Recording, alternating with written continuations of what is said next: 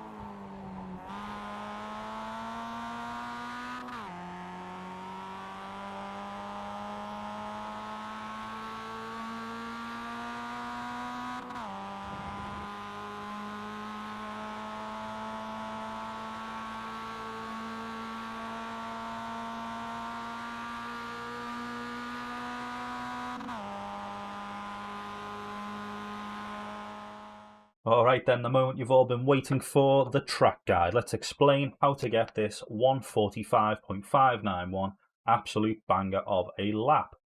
We're coming across the start-finish line, we're in 5th gear, Obviously, this bit's nice and easy. Just keep the car straight towards the left-hand side of the track. As you can see, I'm using the rumble strip on the left-hand side of the track to really maximise the entry into turn number 1. I'd say turn 1 and 2 are probably two of the most difficult turns on this track, so we need to get these right.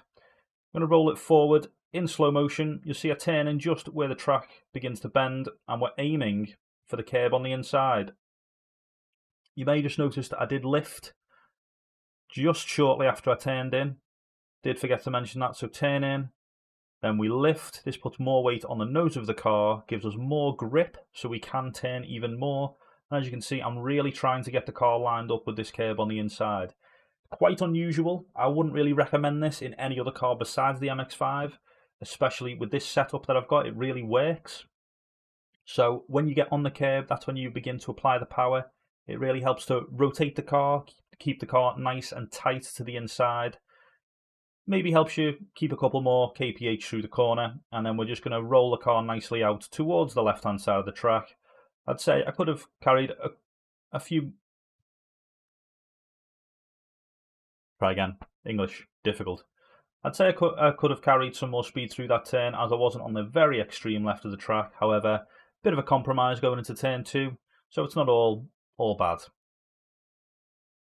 Then we just roll it forward again, looking for the braking point for turn number 2. I like to use these tyre markings on the track. There's several of them that span the entire width of the track, really. I look for the ones on the inside. The goal here is to brake early, gently, and for a very long time. We're braking, as I say, because we're braking gently, it means we slow down slowly. Wow, I'm explaining things very well today. The point I'm trying to make is all these things we're doing keeps the car nice and tight, which is what you want around this track in this car. Keep the car super, super tight. The closer to the curb on the inside all the way around this turn you are, the better your lap time will be.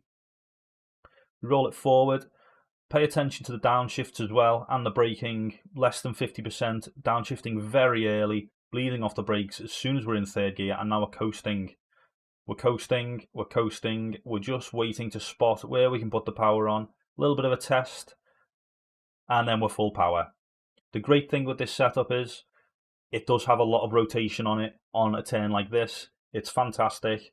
This is where you will gain a lot of time over other setups when you get this right. You may even notice, once again, I don't really use all of the track on exit.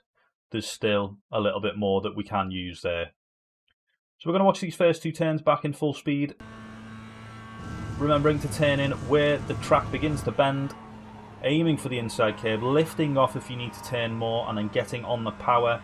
Watch out for the braking point here. Braking gently, smoothly, downshifting early, keeping the car tight as you possibly can, and getting on the power as early as you possibly can. Once again, using all of the runoff on exit. Now it's flat out into the next turn, which is a hairpin. It's actually very tricky, to be honest with you. We're leaving it in 4th gear, entering the corner. As you can see, I've just about begun to come off the throttle. With my lazy style of driving, I come off the throttle and then apply the brake. Suppose I could probably gain more time if I were to sort of sharpen that reaction up, but it's not going to happen. Braking before the 100 metre marker, I'd say about 150 metres. There are some tyre markings on the track there that you may be able to see. We're looking to brake before that. We're lining our car up on the left-hand side of the track, and we want to get our car turned in quite early into this hairpin. We don't need to worry about exit speed too much, as there isn't much of a straight in between this hairpin and the next turn. So we're just getting the car into the corner as soon as possible, braking hard down to 2nd gear. Again, we're downshifting fairly early here, trying to utilise some engine braking and assist with the rotation. Again, always trail braking in this car. And then we're coasting, using the curb on the inside. Because we're on the curb, we're being more gentle on the throttle to keep the car nice and balanced. Once we know the car's settled, then we can go full power, and we're shifting up to 3rd. Just about as we hit this curb on exit. If you wait a bit longer, when you run over that curb, you rev out in 2nd gear and you lose a bit of time. So if we just watch that again in full speed. Key points, braking point just about 150 metres. Throw your car into this turn. You can get up on the curb. If you are on the curb, be careful on the throttle. Just ease it on and shift up before the curb on exit. And as I say, just a short shot down into the next corner. I like to use a lot of this curb and actually some of the grass on turning. It's a very, very awkward left-hander, this corner. A very late apex to it. For me, I personally feel as though as I'm entering this turn, I feel a little bit lost. I don't know what I'm doing. I feel like, wow, I'm losing time. I should be taking this quicker. But this is the best way. I've figured out how to take it. Playing it in slow motion, turning in at the end of the curb, beginning to lift off the throttle and covering the brakes. That's about 25%, if that. And then shortly after that, we just lift off. No input at all. Aiming to glance the curb. Very important for us to glance this curb as we put the power on. If we don't glance the curb, the car's not going to rotate. We use that curb to unsettle the car, get the rotation, so we can carry the speed down the straight. Watching it again, full speed. As I say, on entry, I feel a little bit lost. Watch the braking inputs. Not very much at all. Coasting, power on as soon as we hit the curb. And then watch for the grass on exit, as that may cause you some trouble. Now a straight shot, sort of straight, flat out, into another awkward series of turns, probably the most iconic duo of corners on Phillip Island. This long uphill left-hander followed by a downhill right, very tricky. I would say something I've learnt about this long uphill left is to be very, very aggressive on turning. I'm looking to ride this curb on the inside. What you will notice as well, if we just let it go a little bit further, you may be able to see now the curb becomes elevated here. You want to be on the power about this point. If we just roll it back, you'll notice I'm full power as I'm turning in, and then I begin to notice I'm going to understeer wide, so I just come off the throttle. Again, this motion will put more weight on the front tyres, give us more turning, and I'm just playing with the throttle now, adjusting as we go. Am I turning too much? A little bit of power. Am I not turning enough? Come off the power, decelerate a little bit perhaps. And I'm just aiming to get my car nice and lined up with this curb when it sort of pops up out the ground. Again, we're playing with the throttle, and then we should go full power fairly shortly. Boom. Full power as we come up and over the crest, trying to keep the car nice and tight to the left-hand side of the track.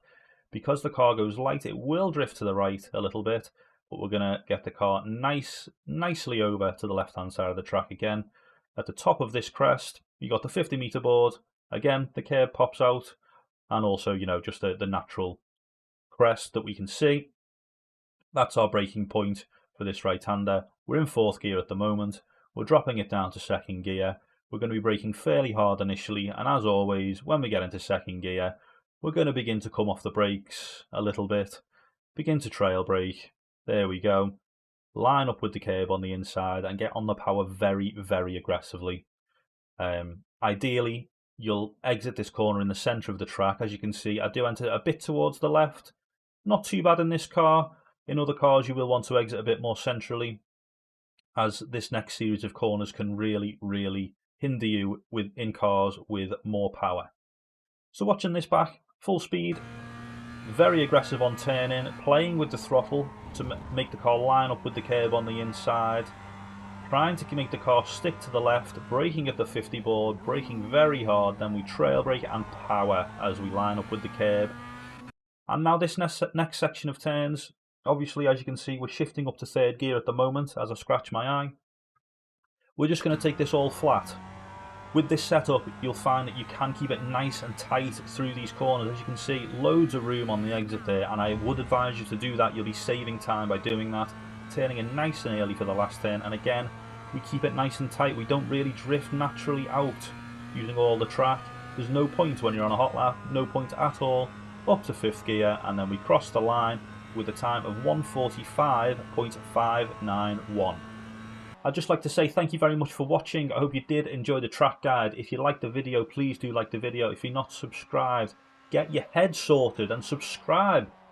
If you're not a part of the Discord, join the Discord. That's where all the goodies such as the olap, the blap, telemetry data, setups, they're all downloadable in there, all for free. Get in there, baby! See you next week.